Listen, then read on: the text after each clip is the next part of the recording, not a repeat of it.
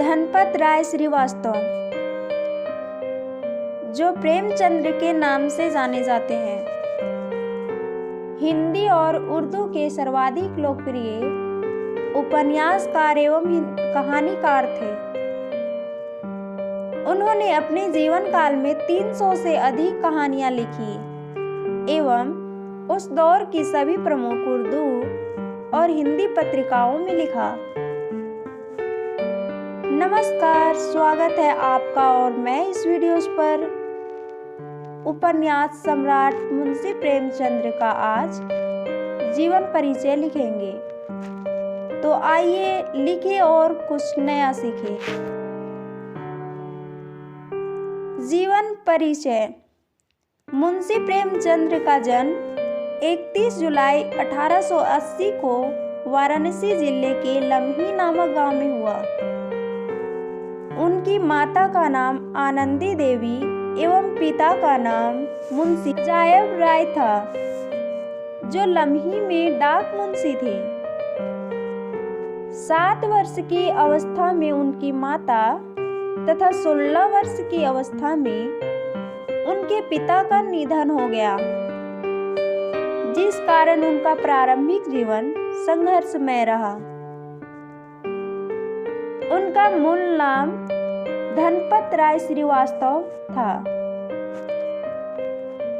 प्रेमचंद्र की प्रारंभिक शिक्षा फारसी में हुई। 1858 में मैट्रिक की परीक्षा उत्तीर्ण करने के बाद वे एक स्थानीय विद्यालय में शिक्षक नियुक्त हो गए। नौकरी के साथ ही उन्होंने पढ़ाई जारी रखी।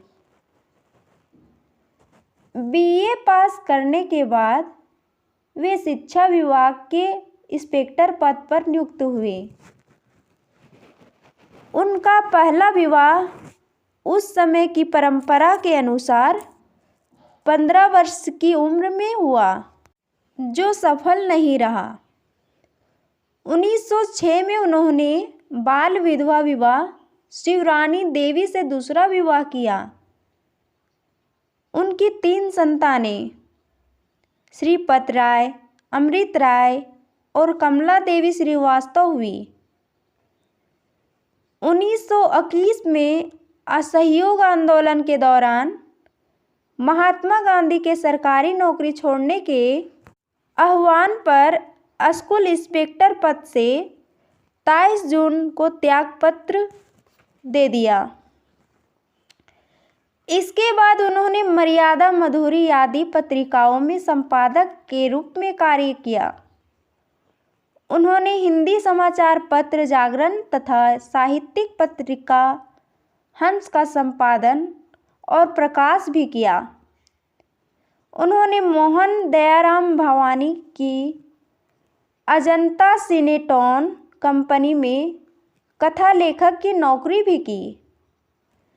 1934 में आई फिल्म मजदूर की कहानी प्रेमचंद्र द्वारा ही लिखी गई।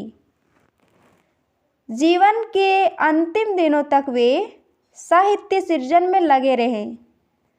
निरंतर बिगड़ते स्वास्थ्य के कारण लंबी बीमारी के बाद 8 अक्टूबर 1936 को उनका निधन हो गया।